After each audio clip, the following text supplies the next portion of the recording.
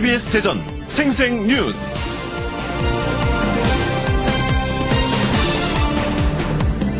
여러분 안녕하십니까? 6월 3일 월요일 KBS 대전 생생뉴스 방석준입니다.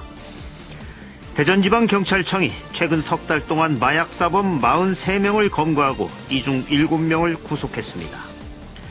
대전경찰만 한 달 평균 14명 이상의 마약사범을 붙잡은 것입니다. 검거되지 않은 사람은 얼마인지도 모릅니다. 자세히 들여다보면 문제는 더 심각합니다.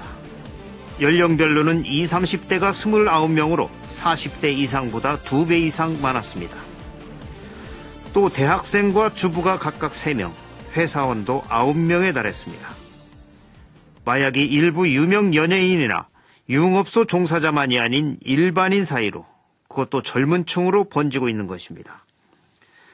마약은 중독성이 강하고 사용 약물의 양이 증가하는 경향이 있으며 금단 현상 등이 나타나고 개인뿐만 아니라 사회에도 해를 끼치는 약물입니다. 그래서 의료용으로 사용할 때도 극히 제한적으로 사용됩니다. 1980년대 후반부터 우리는 고도의 경제 성장과 도덕윤리의 혼란, 가치관 붕괴 등으로 인해 마약류와 약물 남용이 확산되기 시작했습니다. 이는 개인적 범죄를 넘어 사회적 병리 현상이라 볼 수 있습니다. 지금 차단시키지 않으면 중남미와 필리핀처럼 마약과의 전쟁을 벌여야 할 때가 올 수도 있습니다. 개인도 한순간 호기심 등을 채우기 위해 사용했다가는 평생을 망칠 수도 있음을 명심해야 합니다. 마약은 악마의 약입니다. KBS 대전 생생뉴스, 먼저 이 시각 헤드라인 뉴스입니다. 휴일인 어제 충남 서해에서 해상사고가 잇따랐습니다. 오전 10시쯤 보령시 오천면 황도 인근 해상에서 기관실 침수로 가라앉던 낚싯배의 선장과 탑승객 등 14명이 해경에 구조됐습니다. 앞서 새벽 2시 반쯤에는 보령시 오천면 흑도 인근에서 낚시꾼 11명을 태운 레저보트가 GPS 오작동으로 항해에 어려움을 겪다 구조됐습니다. 또 갯바위에 고립되는 사고도 잇따라 새벽 3시쯤 서산시 대산읍에서 야간 낚시를 하던 27살 이모씨 등 2명이, 앞서 새벽 1시쯤에는 태안군 소원면에서 신살 이모씨 등 2명이 구조됐습니다. 어제 충남 지역에서는 추락사고도 잇따랐습니다. 저녁 5시 40분쯤 태안군 남면에서 자신의 집 앞에 있는 나무에 올라가 전깃줄을 정리하던 69살 성모씨가 감전되며 2m 아래로 추락해 경상을 입고 병원으로 옮겨졌습니다. 앞서 오전 10시쯤에는 천안시 동면의 한 축사에서 네팔 국적의 28살 A씨가 지붕에서 작업하다 4m 아래로 추락해 머리를 다치는 등 중상을 입고 병원으로 옮겨졌습니다. 벌써부터 한여름 같은 더운 날이 많아지면서 농산물 생산량 증가에 따른 홍수 출하에 농산물 가격이 뚝 떨어졌습니다. 이른 더위에 품질도 낮아져 이래저래 농민들이 울상짓고 있습니다. 아파트 건립 인허가 과정에서 돈을 받은 혐의로 재판에 넘겨진 공무원과 도시계획심의위원이 법정 구속됐습니다. 대전지법 천안지원 형사 3단독은 뇌물수수 혐의로 기소된 천안시 공무원 A씨에게 징역 6월을, 천안시 도시계획심의위원 B씨에게 징역 10월을 선고하고 법정 구속했습니다. 국세청이 고액 체납자를 중점 추적하고 있는 가운데 대전에서도 11명이 체납액을 징수당한 것으로 나타났습니다. 최근 플라스틱이 사회적 재앙으로 다가온 실태와 대책을 연속 보도해드렸습니다. KBS 취재진이 지난 31일 바다의 날에 맞춰 바닷속을 들여다봤더니 쓰레기장을 방불케 하는 등 사정이 더욱 심각했습니다. 음주운전으로 처벌받은 전력이 있는 40대가 음주 측정을 거부한 혐의로 재판에 넘겨져 실형을 선고받았습니다. 이 시각 헤드라인 뉴스였습니다.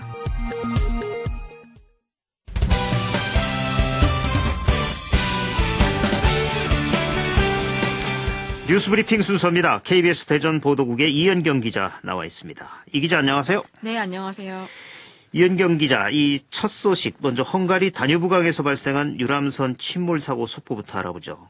우리 지역 피해자들의 추가 구조 소식은 없습니까? 네, 안타깝게도 지난 주말 사이에 추가 구조 소식은 없었습니다. 네. 현재까지 우리 지역 탑승자 8명 가운데 60대 남성과 30대 여성이 구조됐고 50대 여성 2명이 사망한 것으로 확인됐습니다. 나머지 4명의 생사는 아직 확인되지 않고 있는데요. 대전과 세종, 충남 지역 피해자 가족 7명이 현장에 도착해서 사망자의 신원을 확인하고 사고 수습 과정을 지켜보고 있습니다. 지자체마다 재난안전구호기금을 활용한 지원에 나서고 있는데요. 대전시는 시민들이 해외에서 사고를 당했을 때에도 보장받을 수 있는 안전보험 가입을 추진하고 있습니다. 네. 이 사망자에 대한 애도 분위기 속에 지역 축제나 행사도 축소되거나 연기됐죠. 네, 대전 원도심 스카이로드에서 지난 토요일에 열릴 예정이었던 토토즐 페스티벌 EDM 파티가 연기됐고요. 제6회 세종 단오제도 창폭물 머리 감기 등 전통 체험 행사 위주로 축소됐습니다. 세종에서 열린 대한민국 해군 호국음악회 역시 합창과 오케스트라의 공연 위주로 차분한 분위기 속에 진행이 됐습니다. 예. 다시 한번 실종자들의 무사 귀환 그리고 사망자들의 명복을 빕니다. 우리 지역 피해자들과 관련된 속보는 들어오는 대로 전해드리겠습니다. 오늘 낮 최고 기온이 31도까지 오를 전망인데 더운 날이 많아져서 생산량이 늘면 농민 입장에서는 좋을 것 같은데 오히려 가격이 뚝 떨어져서 고민이라고요. 네, 전국에서 한꺼번에 물량이 쏟아진 탓입니다. 취재진이 논산에 있는 한 시설하우스를 방문했는데요. 상추 수확이 한창이었습니다. 네, 지난달부터 한여름 같은 날씨가 이어지면서 상추 성장이 빨라져서 수확에 눈코 뜰 새가 없었는데요. 그런데 상추를 재배하는 농민은 가격 하락으로 인건비 감당도 버겁다고 말했습니다. 네. 품질이 그나마 좋은 게 4kg 한 상자에 5, 6천 원 정도고 지금은 2, 3천 원짜리 도 많다는 겁니다. 이 가격도 가격이지만 품질이 떨어지는 것도 걱정이라고요.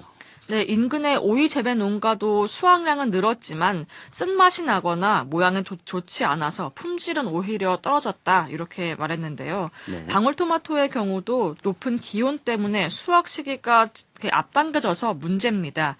수확 시기가 원래는 6월 중순까지인데 때이른 더위로 한꺼번에 일찍 익어버리면서 예년보다 보름이나 일찍 끝나버린 겁니다.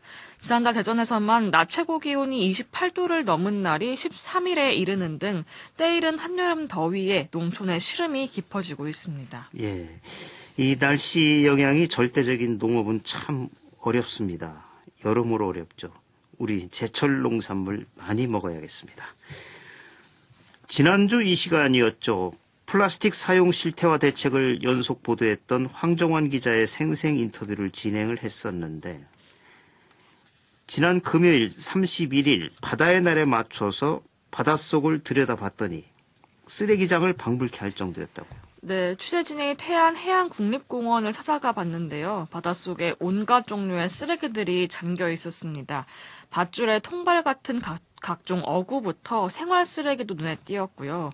폐 어구에 갇혀 물고기가 죽는 일명 유령어업 피해도 확인이 됐습니다. 네. 이 같은 해양 쓰레기는 국내에서만 연간 18만 톤 안팎에 달하지만 수거는 절반 정도에 그치고 있는데요. 워낙 비싼 처리 비용도 문제입니다. 잠수부와 전용 선박 등 특수 장비와 기술이 필요하다 보니 톤당 처리 비용이 250만 원 정도인데요. 그러니까 육상 쓰레기를 이렇게 처리하는 데 드는 비용이 21만 원 정도인 것과 비교를 하면은 10배 네. 이상 비싼 겁니다. 특히 산업 폐기물로 분류가 되기 때문에 전문 업체에서 소각하는데 많은 비용이 들고 있습니다. 예, 이 쉽게 바다에 투기해버리지만 이걸 다시 건져내는 데는 엄청난 비용이 들어갑니다. 이 해양 쓰레기 배출을 줄일 어구 실명제 등의 도입은 4년째 미뤄지고 있다고요. 네, 어구 실명제를 위한 어구관리법이 현재 국회에서 계류 중입니다. 어구관리법이 개정되면 침적 쓰레기 발생을 줄이는 데 많은 도움이 될 것으로 전망되는데요.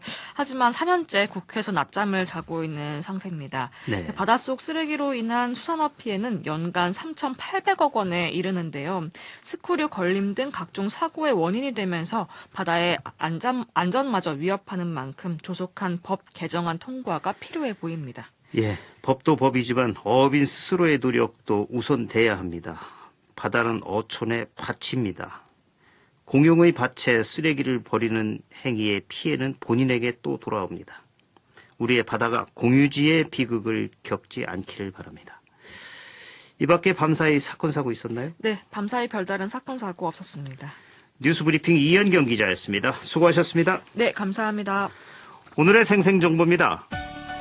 코레일이 올 하반기 신입사원 공개 채용을 실시합니다. 이번 공채는 1230명 규모이며 사무 영업과 운전, 차량, 토목 등 6개 분야에 일반 공채 1000명, 고졸 공채 230명 등이고 오늘부터 5일까지 홈페이지를 통해 접수할 수 있습니다. 대전시가 둔산 센트럴파크 조성을 위한 시민 아이디어를 공모합니다. 오늘부터 8월까지 공원 연결 방안과 공원별 공간 구성 등을 주제로 공모합니다. 세종시가 6월 정보문화의 달을 맞아 고려대 세종 캠퍼스와 시청 1층에서 찾아가는 스마트 쉼센터를 운영합니다. 유아와 청소년, 성인을 대상으로 인터넷 스마트폰 과의존 진단 검사와 상담, 스마트폰 쉼 캠페인, 과의존 대안 활동 등을 진행합니다. 세종시 스마트 쉼센터로 문의하면 예방교육과 특성화 프로그램 등을 신청해 상담할 수 있습니다.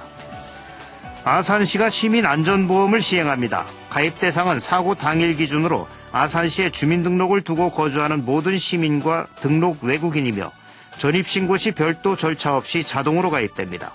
보장 내용은 각종 사고 등에 의한 사망과 후유장애로 1,000만 원 한도에서 지급되며 타 보험과 중복 보장됩니다.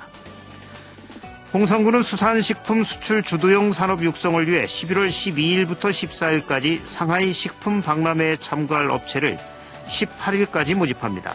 참가 신청은 홍성군 홈페이지 모집 공고를 참고해 한국농수산식품유통공사 대전세종 충남지역본부로 우편 또는 이메일을 통해 신청하면 됩니다. 민주당 대전시당이 오늘 오후 2시 대전시의회 대회의실에서 민선 7기 지난 1년 평가와 향후 과제를 주제로 정책 토론회를 엽니다. 날씨입니다. 대전과 세종 충남 지역은 오늘 맑은 가운데 내륙을 중심으로 낮 최고 기온이 30도 안팎까지 올라 초여름 더위를 보이는 곳이 있겠습니다. 지역별 낮 최고 기온은 대전과 세종 31도, 천안과 아산 30도, 홍성 29도 등 26에서 31도 분포로 예상됩니다. 대전지방기상청은 당분간 낮과 밤의 기온차가 15도에서 20도까지 매우 크게 벌어지겠다며 건강관리에 주의를 당부했습니다. 지금까지 생생정보였습니다.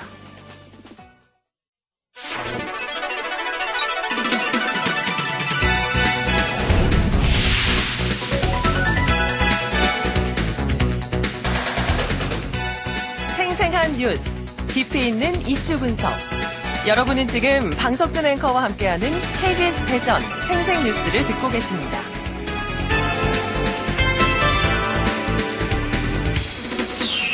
오는 2025년 개통 예정인 대전 도시철도 2호선 트램의 성공적인 추진을 위한 대토론회가 열렸습니다. 이번 토론회에서는 프랑스에서 트램을 추진한 전문가의 주제 발표를 비롯해서 국내 트램 전문가들의 다양한 의견이 제시됐습니다. 트램을 추진하고 있는 부산시와 울산시, 인천시 등 다른 지자체 담당 공무원들도 다수 참가하는 등 많은 사람들의 관심이 모아졌습니다.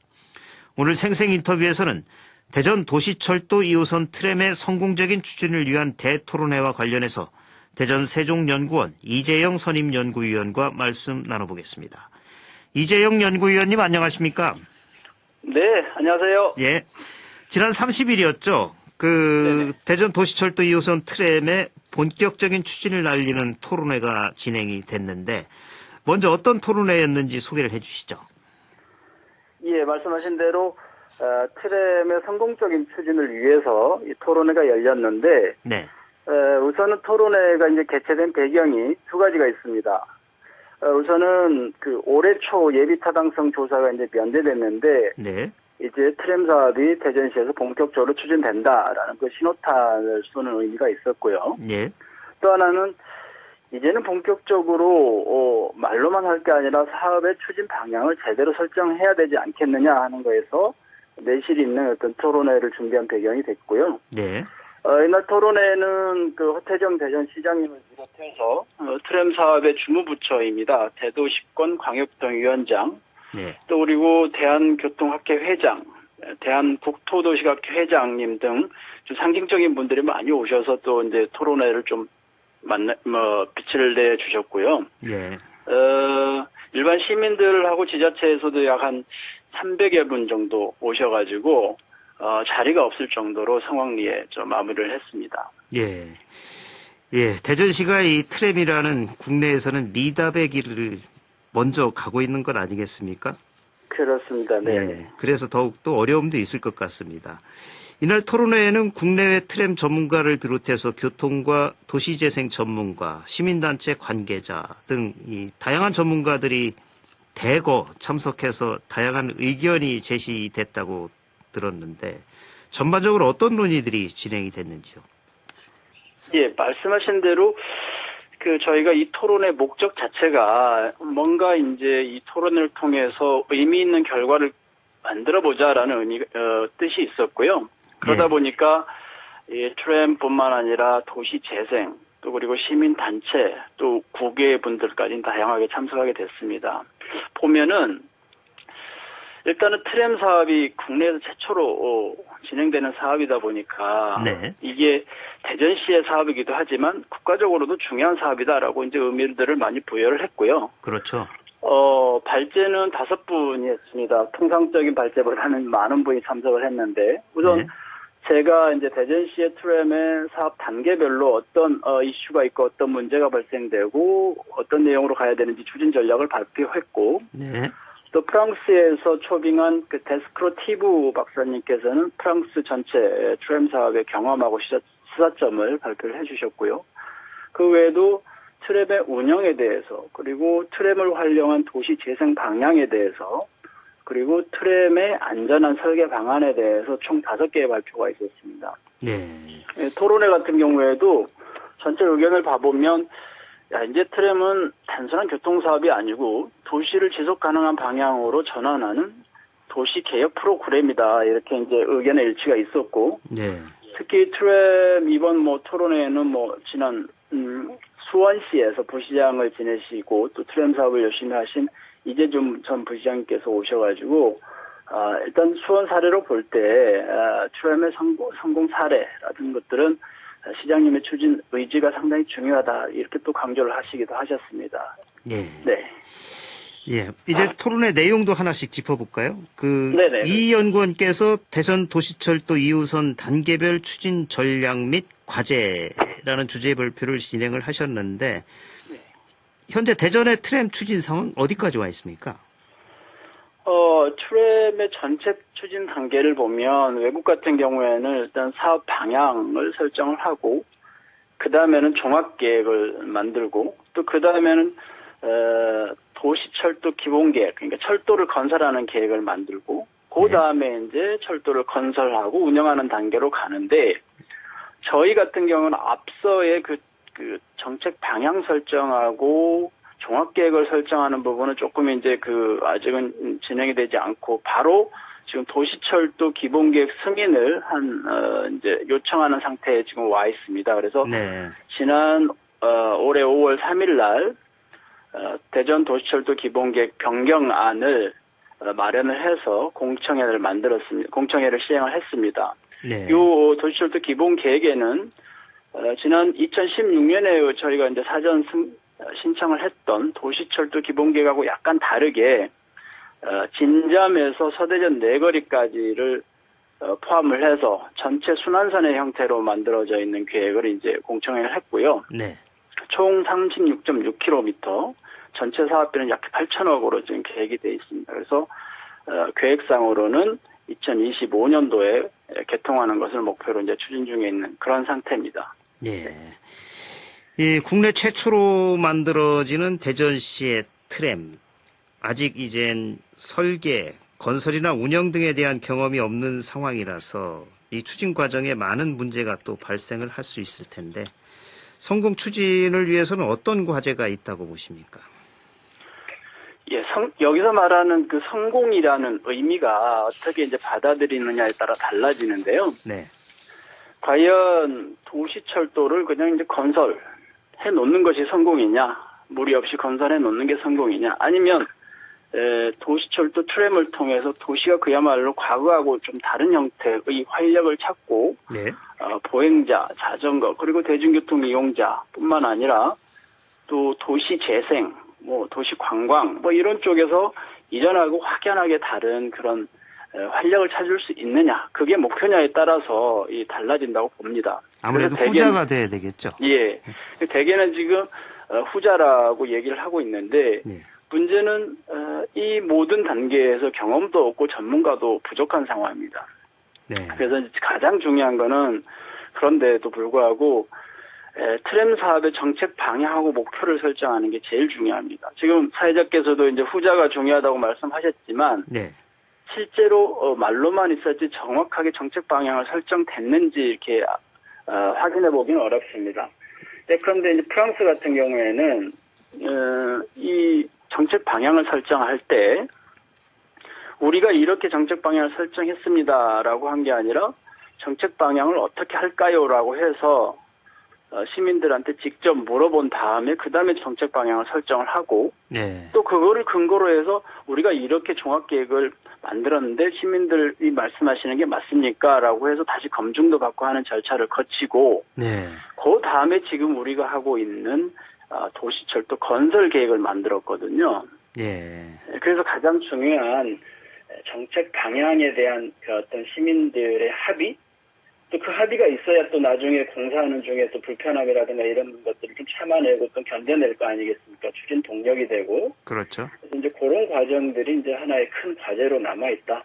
저는 이렇게 보고 있습니다. 예. 저희 대전 트램 같은 경우는 아주 오래전에 노선 먼저 발표되고, 이 종합적인 이 검토는 아직 안 돼 있고, 여러 가지로 좀 복잡한 문제가 생길 수도 있겠네요.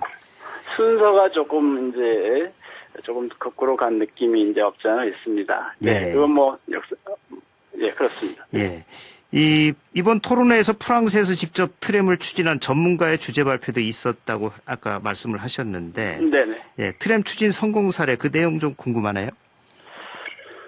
특히 이제 프랑스, 광역 리옹시라고 하는 데서 오셨는데요. 네.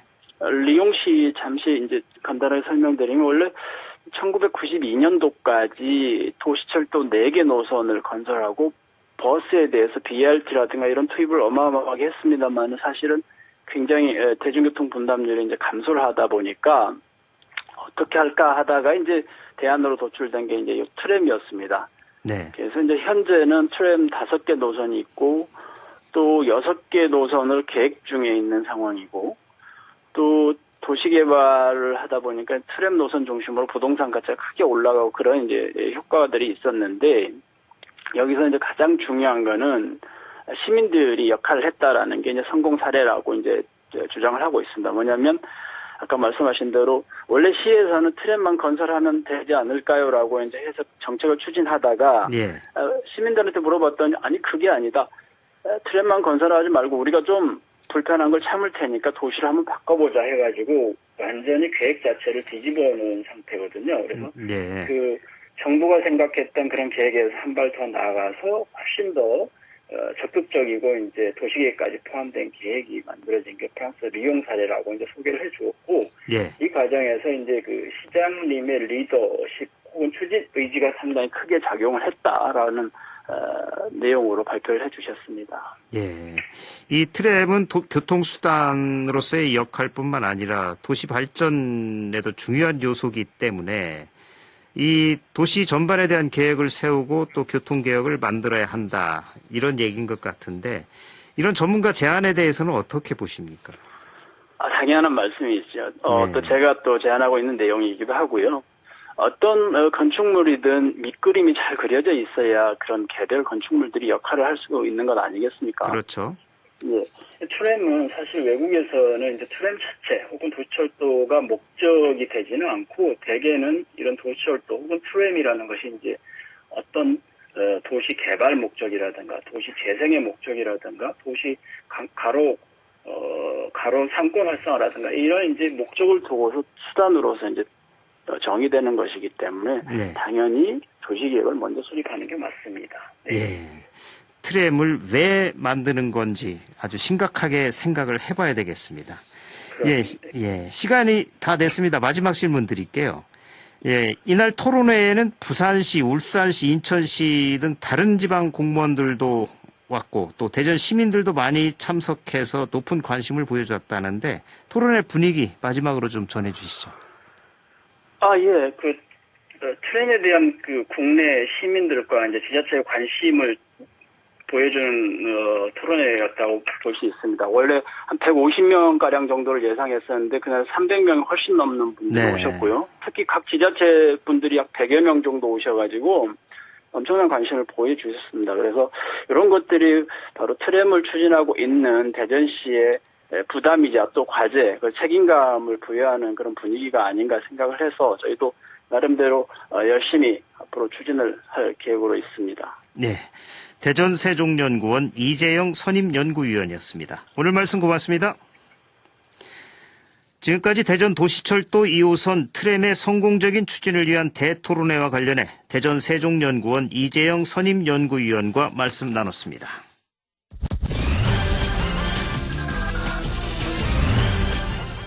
주간 브리핑입니다. 대전일보는 대전시 택시 콜비 보조금 시대 역행이란 제목으로 대전시가 매년 지역 택시업계의 호출 수수료 명분으로 10억 원 이상의 보조금을 지원하고 있는데 카카오 택시 등 모바일 콜 서비스가 도입되면서 적절성 논란이 일고 있다고 보도했습니다.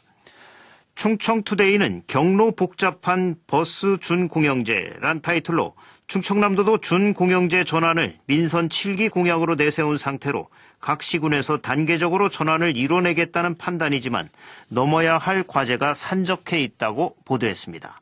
금강일보는 현충원 적과의 동침 언제까지, 중도일보는 충청 대망론 심폐소생 총선이 골든타임 이런 기사를 실었습니다. KBS 대전 생생뉴스 기술의 정아웅, 구성 조미연, 제작과 진행의 방석준이었습니다. 6월 3일 월요일 방송 여기서 마칩니다. 행복하고 평화로운 하루 보내시기 바랍니다. 내일 다시 뵙겠습니다.